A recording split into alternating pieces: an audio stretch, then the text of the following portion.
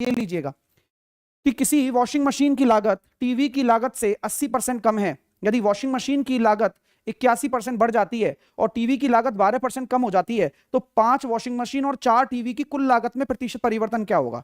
Question को पढ़ लिया आप कि वॉशिंग मशीन की लागत टीवी की लागत से 80% कम है, तो 80% कितना होता है, 4/5 होता है।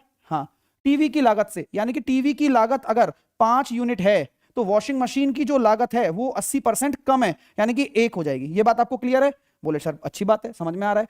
आप डील किस पर कर रहे हो, 5 वॉशिंग मशीन पर और 4 टीवी पर। तो सर हम कर रहे हैं क्वांटिटी पर, 5 वॉशिंग मशीन और 4 टीवी। तो आपका कुल वेटेज कितना आ जाएगा अनुपात में, अगर मैं वेटेज की बात करूं तो ये हो जाएगा 5 और 20। इसको हम कह सकते हैं 1:4।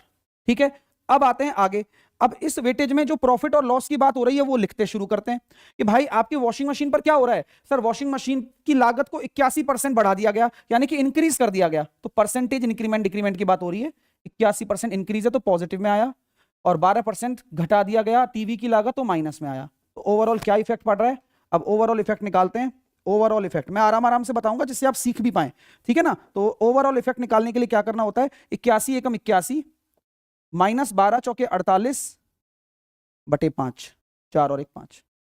तो 11 में से 8 गया तो 3, 7 में से 4 गया तो 3, 33/5। तो जो ये प्लस में आ रहा है ना, प्लस में आने का मतलब है 6.6%, यानी कि कुल मिलाकर इस पूरी